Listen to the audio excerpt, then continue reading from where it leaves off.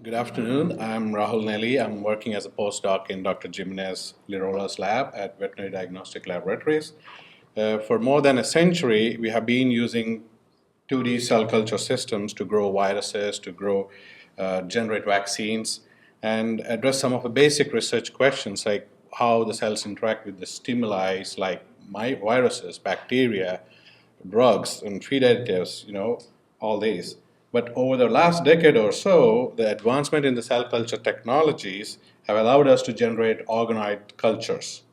So they have become a fast emerging technology, and these organoid cell cultures resemble the organs and they originate from stem cells and they differentiate into three-dimensional multicellular structures with the complexity of an organ. So, what are these porcine enteroids? Porcine enteroids are nothing but organoids generated from the intestines of pig. So, why use porcine enteroids?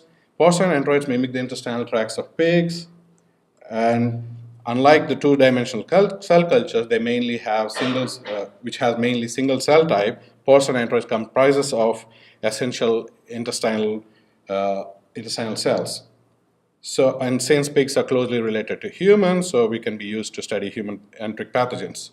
However, one of the drawbacks of these enteroids is like accessing its lumen and how the enteroids clear the cell debris which is generated due to cell turnover.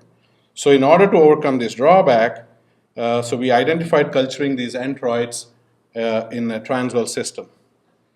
So such that this will all not only provide access to the apical surface of the intestines, but also let the enteroids to get rid of the debris and allow us to measure the responses in a more standardized way. For this, we have used pigs and collected the intestines and we digested using a EDTA digestion. We isolated the crypt cells and placed them in matrigel, which is nothing but a gel proteinase extracellular matrix.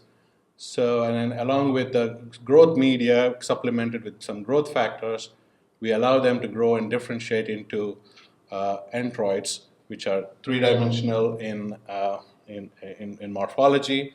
And these enteroids we collected all the way from duodenum, jejunum, ileum, rectum, cecum, colon, so all the 6 sections of the intestine.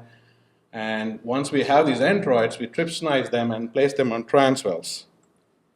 So soon after placing them on transwell, they start off as a small colony, and then after 5 days, they grow and then differentiate, and then they spread across the transwells and fuse together and form a nice enteroid matrix.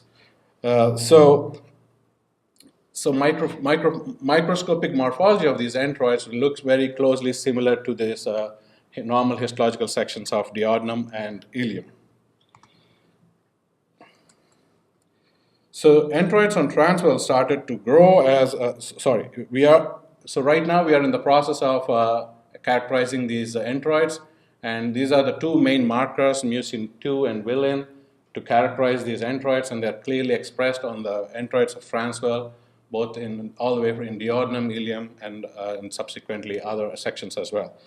So we already established these protocols for freezing and reviving these enteroids, and we would like to take this cell culture system to the next level by growing these enteroids in microfluidic devices.